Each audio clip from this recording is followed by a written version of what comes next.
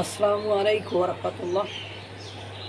যখন ভারতের প্রতিবেশী রাষ্ট্র বাংলাদেশ এবং পাকিস্তান জাতিসংঘে যে ভারতকে নিয়ে পড়ে আছে, বাংলাদেশের বর্তমান অন্তর্বর্তীকালীন সরকার প্রধান ডক্টর ইউনূস জাতিসংঘে যে ভারতকে নিয়ে সমালোচনার সাথে সাথে কিছু নালিশও করেছে।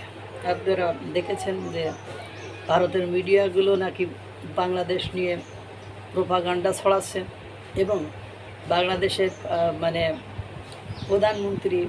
প্রধানমন্ত্রী শেখ হাসিনাকে আশ্রয় দিয়েছে। সে বক্তব্য দিয়ে বাংলাদেশকে অস্থিতিশীল করার চেষ্টা করছে। এইসব কথাবার্তা সে জাতিসংঘে যে বলেছে। পাশাপাশি বলছে আমি নাকি তালেবান, আমার গোপদাড়ি নাই, আমাকে তালেবান বলছে। তালেবান তো গোপদাড়ি দেওয়া মানে হয় না, তালেবান তো মনোজগতে হয়।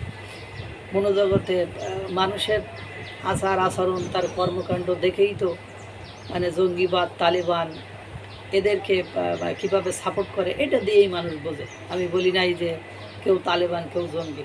বাংলাদেশে 5ই আগস্টের পরবর্তী সময়ে যে পরিমাণ জঙ্গি ছাড়া পেয়েছে, যে পরিমাণ জঙ্গিরা আশ্রয় প্রশ্রয় পেয়েছে, যে পরিমাণ জঙ্গিরা তাদের অ্যাক্টিভিটিস চালাতে পেরেছে, বিগত 15-16 বছরে এই ধরনের কর্মকাণ্ড দেখা যায়নি। এবং অপরাধীরা কিভাবে ফাঁসির দণ্ডপ্রাপ্ত আসামি জঙ্গিরাও কিভাবে পালিয়েছে, তারা নিখোঁজ, তাদের একজনকেও আর আটক করা যায়নি, সেটাও দেখেছেন। সুতরাং এবং পৃথিবীতে স্বীকৃত যে জঙ্গি রাষ্ট্র যেটা, সেই সব দেশের সাথে যে সম্পর্ক, যেমন পাকিস্তান একটা স্বীকৃত জঙ্গি রাষ্ট্র, সেখানে সবসময় জঙ্গি হামলা হয়, সন্ত্রাসী হামলা হয়।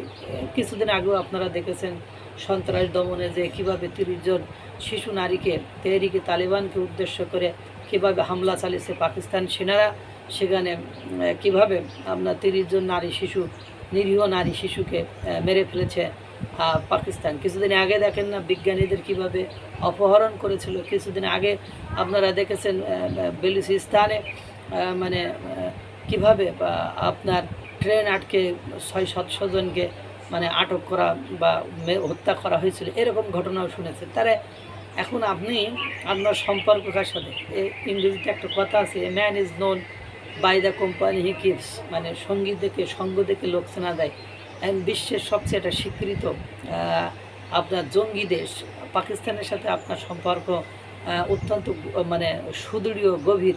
5ই আগস্টের মানে 8ই আগস্ট আপনি ক্ষমতায় এসেছেন। এই 8ই আগস্ট ক্ষমতার পরে 13 বার বিদেশ সফর করেছেন। সেই 13 জায়গায় আপনি পাকিস্তানের 13 জায়গার ভেতরে পাকিস্তানের প্রধানমন্ত্রী যত স্থানে গিয়েছেন, আপনি কারোর সাথে সিটিংয়ে বসতে না পারলেও পাকিস্তানের প্রধানমন্ত্রী শাহবাজ শরীফের সাথে আপনি বসতে পেরেছেন এবং তাদের সাথে যে দীর্ঘদিনের মুক্তিযুদ্ধের পরবর্তী সময়ে তাদের সাথে যে আমাদের বৈরিতা ছিল, সেটাকে আপনি মানে তাদেরকে সব সুযোগ সুবিধা আপনি দিয়েছেন। ব্যবসা বাণিজ্য বলেন, তাদের মানে উঠা বসা চলাফেরা সব জায়গায় সুযোগ সুবিধা দিয়েছেন এবং বাংলাদেশে মানে ওই কোয়ালিটির ব্যক্তিত্বকে আপনি মানে কিছুটা সুযোগ সুবিধা দিয়ে ফেলেছেন। যাই হোক, এটা আলোচনার বিষয় নয়। আপনি আপনার নিজেকে তালেবান বলেছেন, তাই আমি বললাম যে তালেবান হওয়ার বলার বা আপনি ভাবার পেছনে কারণ যেটা দেখিয়েছেন সেটা কারণ নয়। কারণ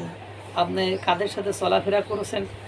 শেখ সাদি রাহিমাহুল্লাহ বলেছিল, আপনি যদি মদ খদ্দের ভেতরে যে নামাজও পড়েন তাহলে মানুষ বাইরে থেকে বলবে আপনি মদ খোর। তা আপনার অবস্থা হয়েছে এরকম। জঙ্গি যারা তাদের সাথে উঠা বসা করতেছেন, তাদের মতো করে চলার চেষ্টা করতেছেন, তাহলে আপনাকে তো জঙ্গি বলবে। যাই হোক, প্রসঙ্গ সেটা নয়।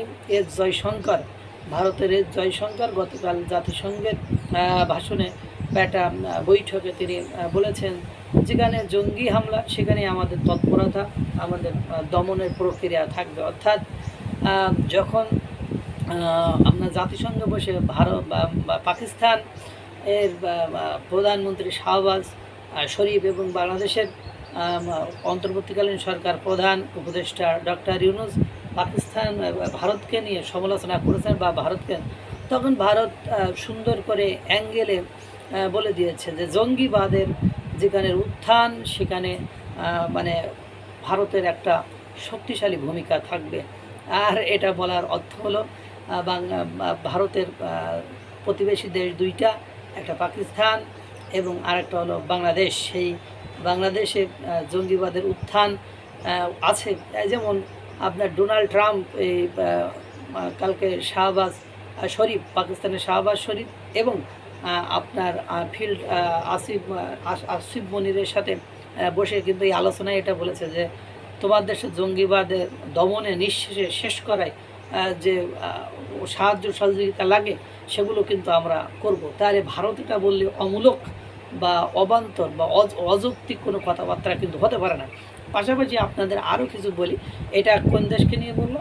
পাকিস্তানকে নিয়ে বললো। তো পাকিস্তানের জঙ্গি আছে এবং পাকিস্তান ভারতের প্রতিবেশী।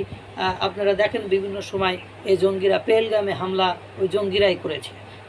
এই জঙ্গি দমনে এই পরবর্তীতে পাকিস্তানে হামলা করেছে, অপারেশন সিঁদুরের মতো শক্তিশালী হামলা চালিয়েছে ভারত, সেটাও আপনারা দেখেছেন। সুতরাং মাঝামাঝি দেখবেন জঙ্গিদের সাথে সীমান্তবর্তী অঞ্চলে ভারতের গোলাগুলি লেগে যায়, সংঘর্ষ লেগে যায়। পাশাপাশি এবার আসেন বাংলাদেশের যার সাথে খুব ভালো সম্পর্ক, বাণিজ্য দিয়ে পুষিয়ে দিয়েছে, শুল্ক কমিয়ে পুষিয়ে দিয়েছে এবং বাংলাদেশে সামরিক মহড়া পর্যন্ত দিতে আসছে। বাংলাদেশের যদি মঙ্গল কল্যাণ হয় 5ই আগস্টের পরে বিশ্বের কোনো উন্নত দেশ, পশ্চিমা দেশ, ইউরোপ দেশ, যুক্তরাজ্য, জার্মানি, ফ্রান্স, ইটালি, অস্ট্রেলিয়া এরা না আসলেও মানে এমন কোনো সপ্তাহ নেই যে মার্কিন রাষ্ট্রদূত ব্যক্তিগত পর্যায় থেকে শুরু করে একেবারে সামরিক পর্যায়ে সব পর্যায়ে যে আপনার মার্কিন যুক্তরাষ্ট্র বাংলাদেশকে সহায়তা করার চেষ্টা করেছে। তারই ধারাবাহিকতায় কিছুদিন আগে আপনারা জানেন বাংলাদেশে তেহরিকে তালেবানের কিছু সদস্য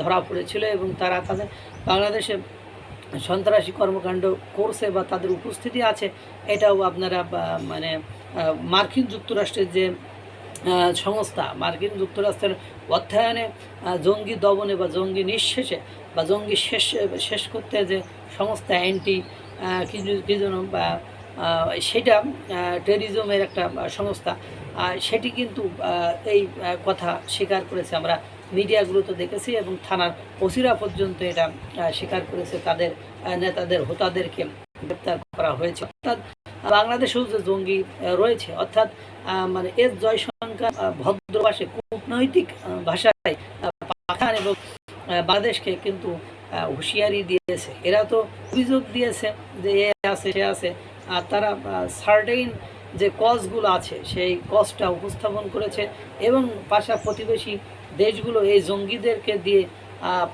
ভারতকে অস্থিতিশীল মানে করতে চাইলে যে ভারত বসে থাকবে না, তারা জঙ্গি দমনে যে শক্তিশালী ভূমিকা রাখবে এবং শক্ত থেকে আরও শক্ত পোক্ত কঠোর হবে, সেই মেসেজটা কিন্তু দিয়ে দিয়েছে। এবং সেই মেসেজে কিন্তু দুটো দেশ পড়ে, সেই দেশ হলো পাকিস্তান এবং ভারত।